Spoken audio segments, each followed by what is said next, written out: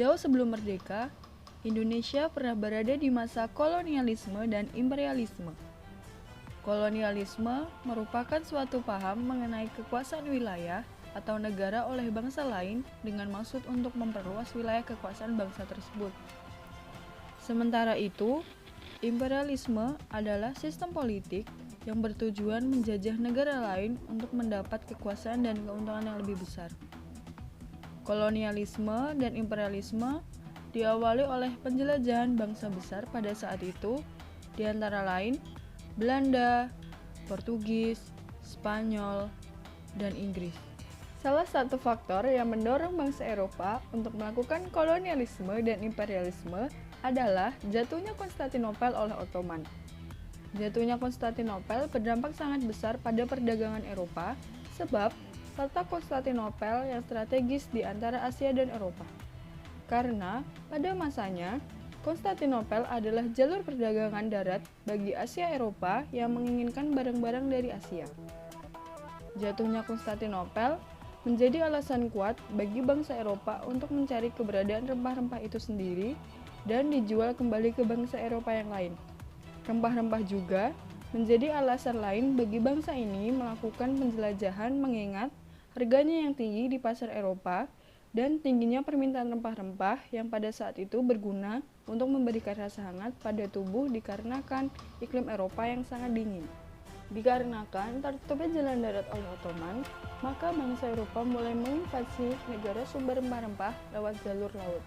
Ekspedisi yang dilakukan oleh bangsa Eropa diawali oleh Portugis yang melakukan perjalanan selama bertahun-tahun dan pada akhirnya sampai ke India pada tahun 1511, sampai di Malaka pada tahun yang sama, dan sampai di Maluku pada tahun 1512. Pada ekspedisi awal ini, bangsa Portugis dipimpin oleh Alfonso de Albuquerque. Mendengar kesuksesan Portugis dalam perdagangan di Eropa, membuat bangsa seperti Spanyol pada tahun 1521 dan Belanda pada tahun 1595 untuk mengikuti ekspedisi seperti Portugis dalam mencari rempah. Pada perkembangannya, kolonialisme dan imperialisme tidak hanya menginginkan rempah-rempah untuk dijual lagi, namun ada ambisi 3G, yaitu gold, glory, dan gospel. Gold berarti mencari keuntungan dengan mengumpulkan bahan dan barang berharga. Glory berarti menyebarkan kekuasaan seluas-luasnya, sementara gospel berarti penyebaran agama yang dianut bangsa barat saat itu, yaitu agama Katolik. Sementara itu, ekspedisi pertama Belanda yang dipimpin oleh Cornelis de Houtman ketika tiba di Banten, ia dan krunya disambut baik oleh Sultan Abdul Mufakir Mahmud Abdul Qadir. Tapi, Belanda berniat untuk memonopoli pasar di sana hingga akhirnya mereka diusir. Belanda kembali lagi di tahun 1598 yang dipimpin oleh Jacob Cornelis van Eyck. Akibat memanasnya hubungan Portugis dengan beberapa daerah di Indonesia, membuat Portugis angkat kaki dari Indonesia pada tahun 1602.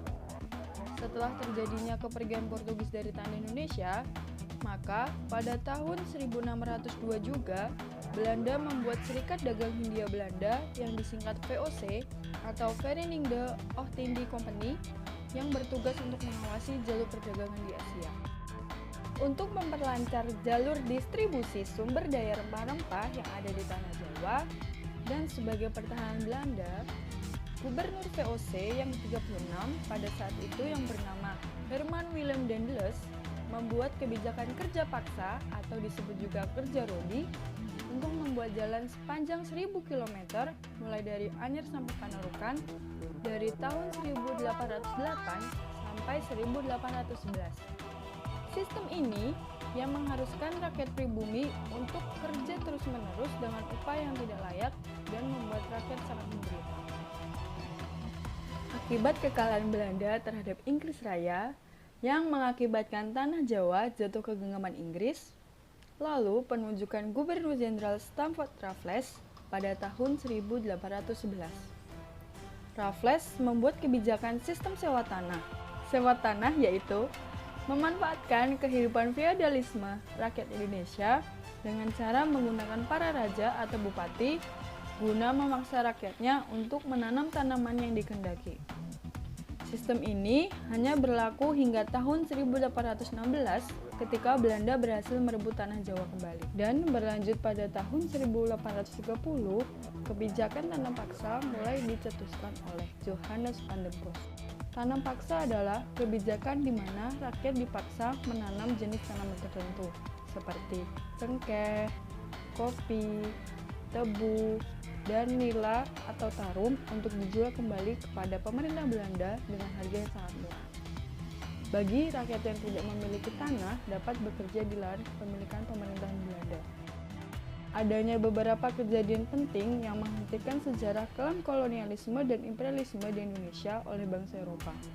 Sehingga sampai akhirnya Indonesia merdeka pada tanggal 17 Agustus tahun 1945. Sekian dan terima kasih. Bye-bye.